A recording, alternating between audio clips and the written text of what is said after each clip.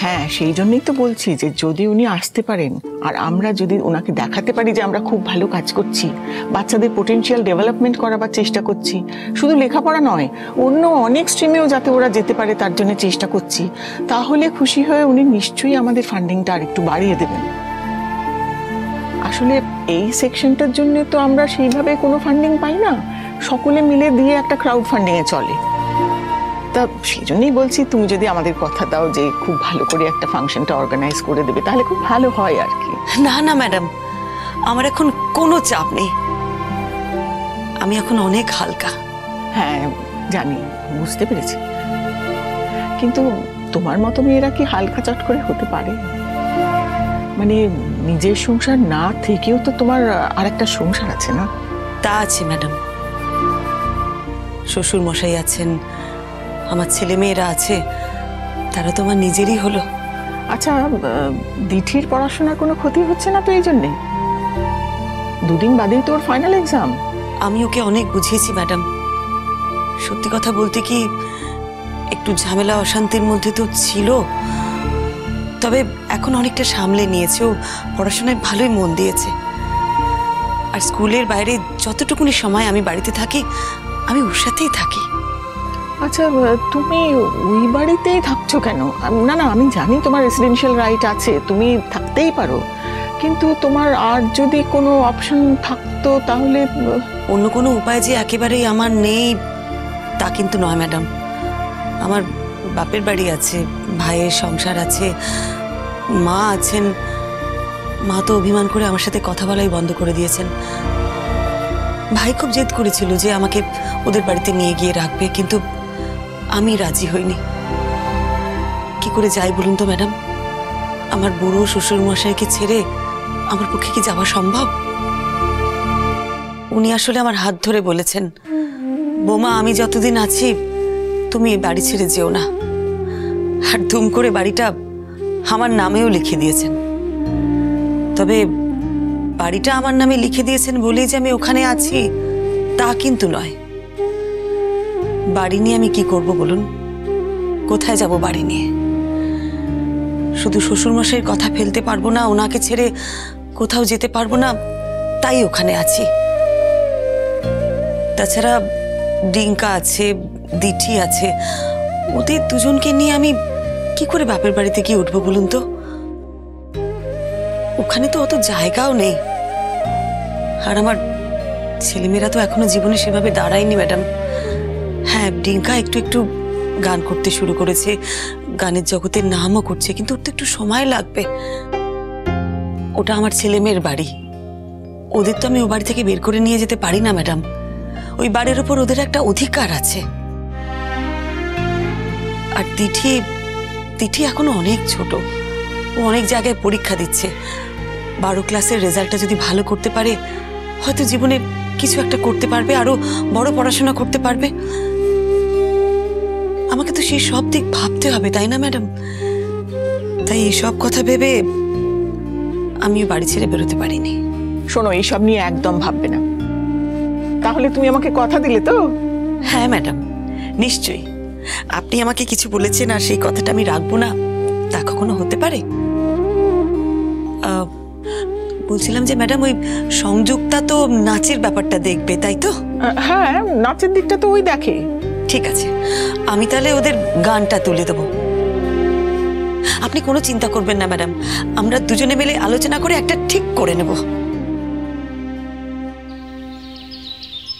সব ষড়যন্ত্র আমি বুঝি না, মিন্টুকে উস্কে উস্কে এই কাজ থেকে ছাড়িয়ে দিল। কি না জানে তো, সবাই অফিস যায়, আমি বাড়িতে একলা থাকি। এই বয়সে আমার রান্নাঘরে ঢুকে এখন নাজেহাল হতে হবে। আমি কিছু বুঝি নাকি? সব বুঝতে পারি। অত বোকা আমাকে ভাবছে, যতটা বোকা ভাবছে ততটা বোকা কিন্তু আমি নই কো। এই দেখো কি কাণ্ড হলো বলো দেখিনি। বাবারে,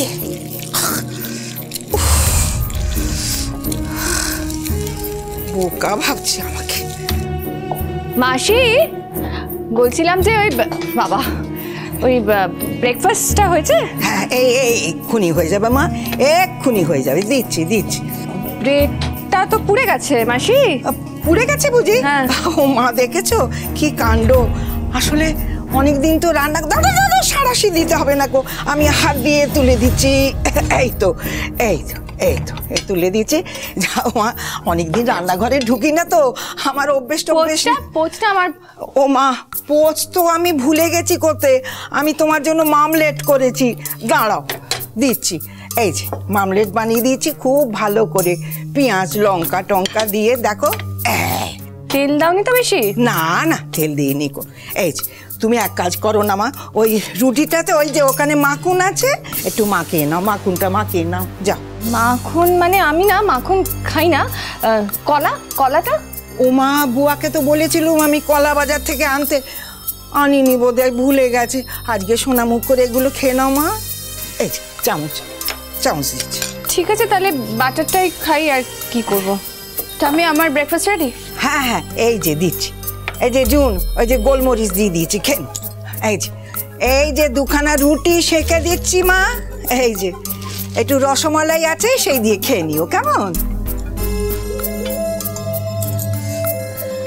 মানে আমি এখন পাউরুটি দিয়ে রসমালাই খাবো? ঠাম্মি তুমি কি বলছো? এই সকালবেলা আমি এখন সুগার ইনটেক করবো? তোমার কি মাথা খারাপ হয়ে গেছে নাকি? ও খাবে না? না, তাহলে এক কাজ করো না, ওই যে কালকে তরকারি কিছু বেঁচেছিল, ওই ফ্রিজে রেখে দিয়েছি, সেই দিয়ে পাউরুটি দিয়ে মাখিয়ে খেয়ে নাও। ঠাম্মি মানে কি বলছো তুমি? What rubbish! তুমি ফ্রুট স্যালাড করেছো? হ্যাঁ, ফ্রুট স্যালাড মানে ফল দিয়ে স্যালাড। স্যালাড? অঙ্কিতা, আমার মনে হয় যে মাসি আর কিছু করে উঠতে পারিনি। মানে আমি তো শুনলাম যে পোচটাও হয়নি। মানে তুমি ডিম বসাওনি ঠাম্মি? আমার তো 2টো ডিম খাওয়ার কথা সকাল। এই দেখো, একদম ভুলে গেছি, দাঁড়াও, এক্ষুনি করে দিচ্ছি মা, এক্ষুনি হয়ে যাবে, তুমি একটু অপেক্ষা করো। আমি এই অপেক্ষা করার টাইমটাই তো থাকে না। এই তো হয়ে গেছে, এই তো এক্ষুনি বসিয়ে দিচ্ছি, এক্ষুনি বসিয়ে। আরে চেম্বারে তো একটা টাইম হয় না, আমাকে তো সেই সময় মতো পৌঁছতে হয়। প্লিজ তাড়াতাড়ি বসাও। এই তো সর জুন, সর। দেখি, এই যে দুখানা ডিম বসিয়ে দিয়েছি, এক্ষুনি হয়ে যাবে। আর দেখো, বুঝতে পেরেছি, আমার তো কতদিন অভ্যেস নেই বলো রান্নাঘরে ঢোকার।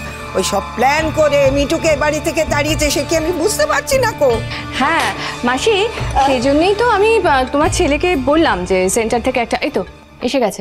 এই শোনো না, বলছি যে তোমাকে তো বলেছিলাম যে সেন্টার থেকে একটা লোক লাগবে, তো কবে আসবে? রবিবার পাঠাবে, একবার দেখে নিতে বলেছে। রবিবার? মানে সারা সপ্তাহ কিভাবে চলবে? এই দেখো না, মাসি তো কিছু পাচ্ছেন না, এই তো পাউরুটি বানিয়েছেন, পুড়ে গেছে। তো আমাকে তো সারাদিন কাজ করতে হবে, আমি পোড়া পাউরুটি খেয়ে কাজ করবো, আমার তো এনার্জি লাগবে, নাহলে ব্রেন চলবে কি করে? আর তুমি বা কি খাবে? আমাকে নিয়ে ভাবতে হবে না, যা আছে তাই খাবো। বলে অর্জুন, একটু আস্তে আস্তে খাও মা, একটু আস্তে আস্তে। মাসি, সকালবেলা না এত ধীরে সুস্থে খাওয়ার টাইম থাকে না। ও বুয়া, একটু রসমালাই আছে, খাবি? যা আছে তাই দিয়ে দাও, আমাকে নিয়ে অত ভাবতে হবে না। সকাল সকাল তুমি এখন মিষ্টি খাবে?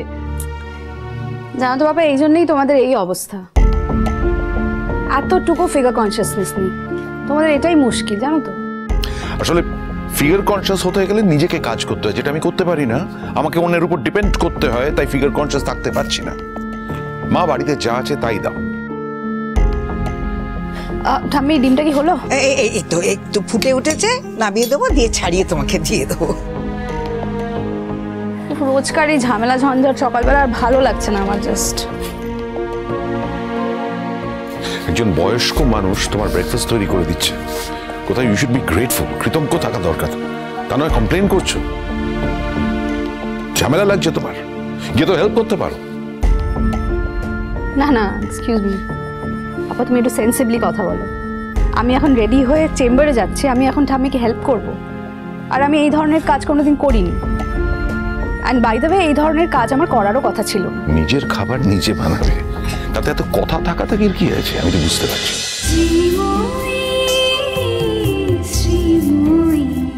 স্টার জলসার প্রিয় শো দেখার জন্য সাবস্ক্রাইব করুন আমাদের ইউটিউব চ্যানেলে এবং আপডেটেড থাকার জন্য প্রেস করুন বেল আইকন। চলো চলো চলো চলো পাল্টাই।